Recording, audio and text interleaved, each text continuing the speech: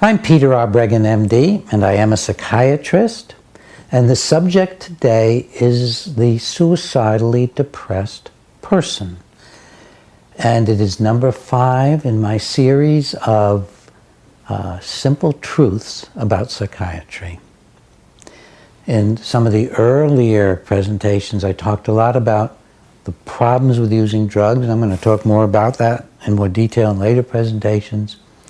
But I'm taking a break to talk about more positive things. And my previous presentation, number 4, was about dealing with the very disturbed person who gets labeled schizophrenic and helping them.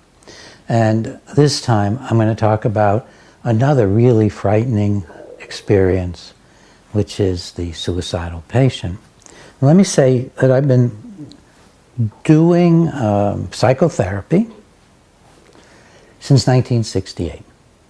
For most of my life, I've had a very full practice of like 30 hours, 35 hours a week, which is many more patients than that because I often see couples and families. Then I moved up here to live in upstate New York. I live on a lake. It's where we are right now. And I've been here for 10 years, and I do about half that many patients a week, and many people would consider that still a full practice. And during this entire time, I've never had a suicide in my practice. Now, one could attribute that in part to doing good therapy, but I think very good therapists could have suicides in their practice even more than once, so I think some of it is luck. Sometimes I feel protected in my reform work.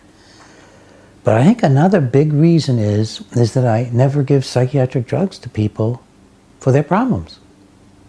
I don't start people on drugs. So if you come to me feeling suicidal, I don't give you a drug. Why would I give you an antidepressant when it's got a big box warning on it that up to age 24, you even see an increased suicide rate on antidepressants in controlled clinical trials? And then we got lots of other studies showing that, as you might expect, the suicide rates also increased in older people. Why would I want to give a drug that has lots of warnings about worsening your condition to somebody whose condition's already worse? So what is the answer to being so depressed you want to kill yourself? When I talked about psychosis, I talked about the breakdown of the fabric of all the connections to human beings so that you end up in a state that looks crazy and nightmarish. In depression, what happens is there's a total loss of hope. Hope. What keeps us going? Why do we get up in the morning? Well, we expect to live. We have hopes of doing something worthwhile. We think we have a future. But when your internal conflicts, or the effects of your childhood, or the stresses in your marriage, or the loss of loved ones, or the loss of hope for a wonderful life and career, when hope fails, that's when we fall back into depression. So, what's the answer to depression from the viewpoint of a therapist? Well, the most important thing is to be hopeful. You want to be a really hopeful therapist. Just like if you're dealing with a person who's lost their social fabric and can't connect and is distrustful, you want to be a really connecting therapist. In this case, you want to be connecting and really hopeful to overcome the loss of hope. And we know that that's just about the only factor in mental health that we can point to and say it reduces the suicide rate.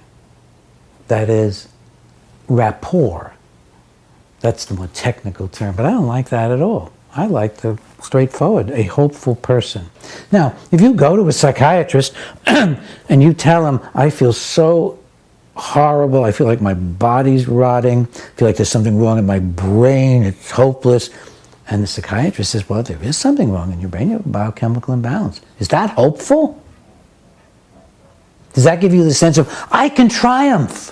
It's in my hands. I can turn my life around. I can stop thinking of compromising. I can start thinking of what I really want to do. I can actually dare love. I can dare stand up for myself. I can dare maybe even change my work. Maybe even become more spiritual. Maybe find God. That's not what you hear. And does your average psychiatrist look hopeful? Go to an American Psychiatric Association meeting.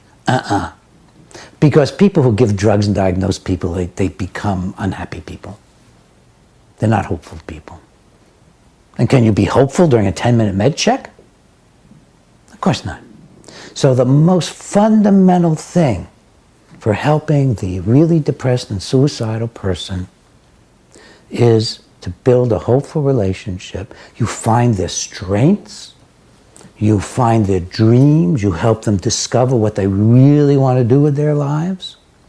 And as in much of the work I do, I find that if there is a family that this person wants to be in and wants to have a life with, then you work with the whole family.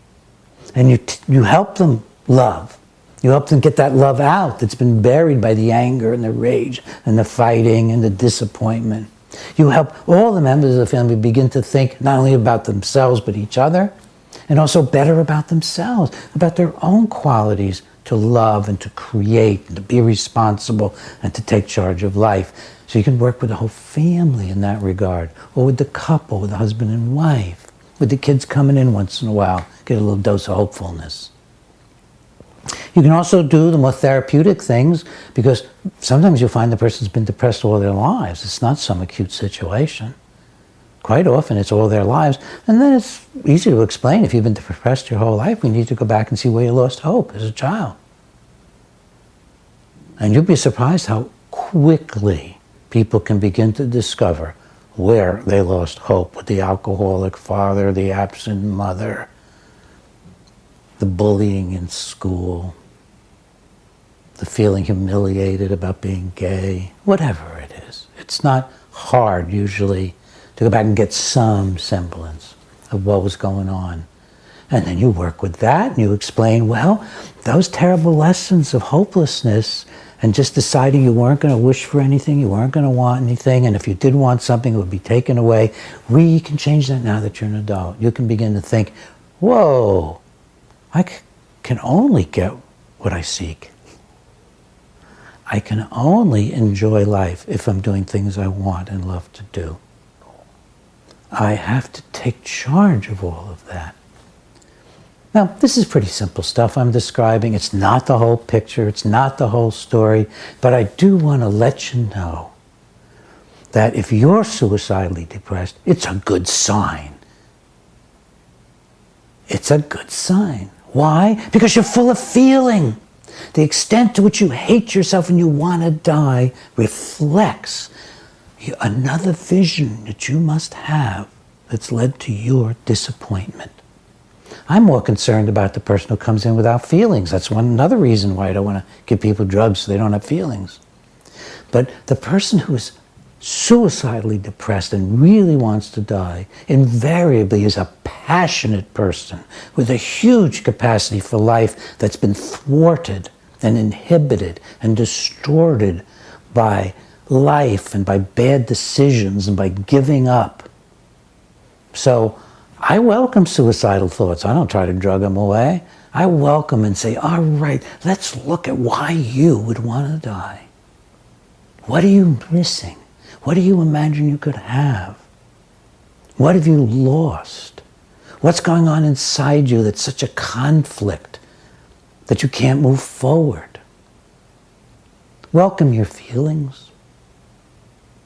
Your feelings are your signals, and not your answers, but they're your signals of how to go and where to take your life. And have lots of hope, because it's in your hands to find out how you want to live and to do it as nearly that way as you possibly can. Thanks.